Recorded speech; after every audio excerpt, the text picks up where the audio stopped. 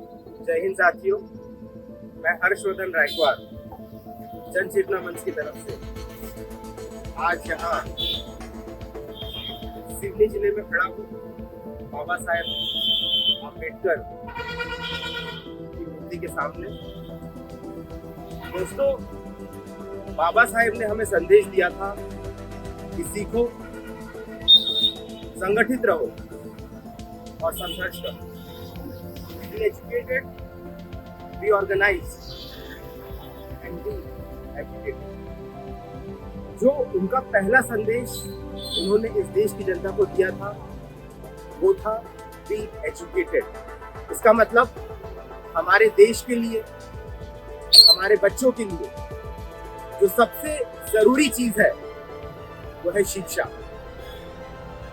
दोस्तों, आए दिन अखबारों में और बाकी भी माध्यम से हमें खबरें मिलती रहती है। हालांकि मेन स्ट्रीम मीडिया तो ऐसी खबरों को आपके सामने नहीं लाता, इसलिए हम जैसे जो सामाजिक कार्यकर्ता है उन्हें ये जिम्मा उठाना पड़ता है कि इस देश की शिक्षा व्यवस्था का क्या सच है वो हम आपके सामने अपने वीडियो के माध्यम से लेकर आते हैं।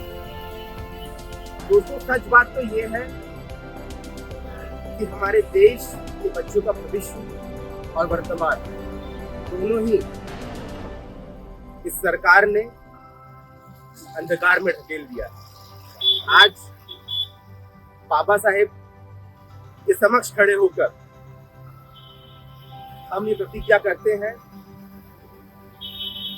कि सिवनी जिले के सरकारी स्कूलों का सच, सिवनी जिले की शिक्षा व्यवस्था का सच हम आने वाले कुछ दिनों में आपके सामने लाते रहेंगे। फैसला आपको करना है कि क्या हमको हमारे बच्चों के लिए ऐसी शिक्षा चाहिए या इससे बेहतर शिक्षा चाहिए, और हमें क्या चाहिए वो मांग हमें सरकार के सामने रखनी है। और इसके बाद हम लगातार आपके साथ कंधे से कंधा मिलाकर अपने बच्चों के भविष्य के लिए आवाज उठाते रहेंगे, क्योंकि दोस्तों हमने खुद देखा है अपने जीवन में शिक्षा का महत्व। आप अपने ही परिवार में 2-3 पीढ़ी पहले चले जाइए, अंग्रेजों के जमाने में हमें शिक्षा नहीं मिलती, हमारे जो पूर्वज है, हमारे दादा परदादा, उनको शिक्षा नहीं मिलती। उसके बाद पीढ़ी दर पीढ़ी क्रमशः किस तरह हम आगे बढ़े हैं, क्योंकि हमारे संविधान ने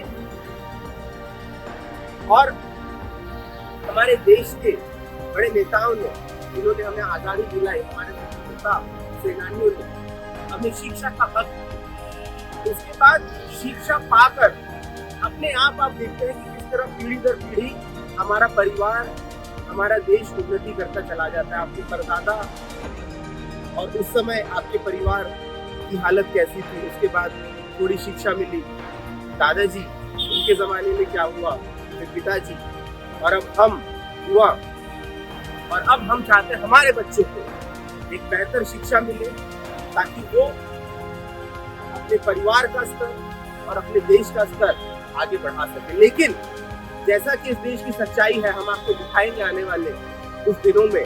आज भी हम कुछ स्कूलों का दौरा करेंगे, आपको पता चलेगा कि क्या सच में हमारे बच्चों को कुछ शिक्षा मिल रही है।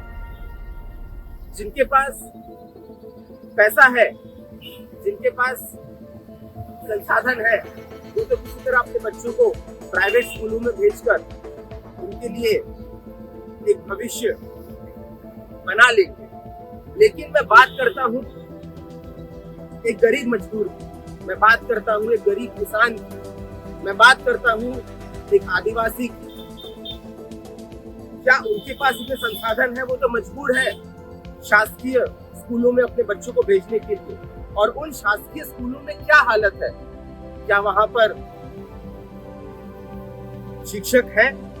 क्या वहां पर जो बच्चों को सुविधाएं मिलनी चाहिए वो मिल रही है?